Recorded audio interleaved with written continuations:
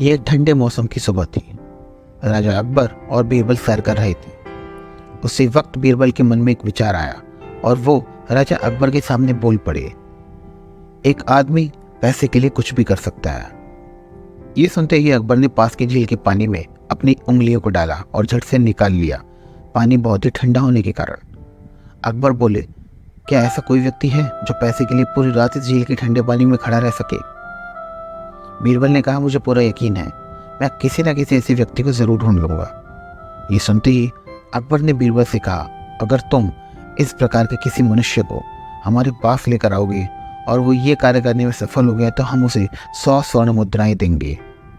अगले ही दिन बीरबल खोज में लग गए और उन्हें ऐसा आदमी मिल गया जो बहुत ही गरीब था और 100 स्वर्ण मुद्राओं के लिए उस झील के पानी में पूरी रात खड़े रहने को राजी हो गया।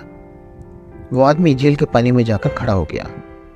राजा अकबर के सैनिक भी उस गरीब मनुष्य को रात भर पहरा देने के लिए झील के पास खड़े थे। वह पूरी रात उस झील के पानी में गले तक खड़ा रहा। अगले दिन सुबह उस आदमी को दरबार में राजा अकबर के पास लाया गया। अकबर ने उस व्यक्ति से पूछा, तुम पूरी रात कैसे इतने ठंडे पानी में अपने सर तक डूब कर रह पाए? उस गरीब व्यक्ति ने उत्तर में कहा, हे महाराज, मैं पूरी रात आपके महल में जलते हुए एक दीप को रात भर देखता रहा, जिससे कि मेरा ध्यान ठंड से दूर रहे। अकबर ने सुनते ही कहा, ऐसे व्यक्ति को कोई नाम नहीं मिलेगा जिसने पूरी रात मेरे महल के दीप की गर्माहट से ठंडे पानी में समय बिताया हो। ये सुनकर वह गरीब आदमी बहुत दुखी हुआ और उसने बीरबल से मदद मांगी। अगले दिन बीरबल दरबार में नहीं गए।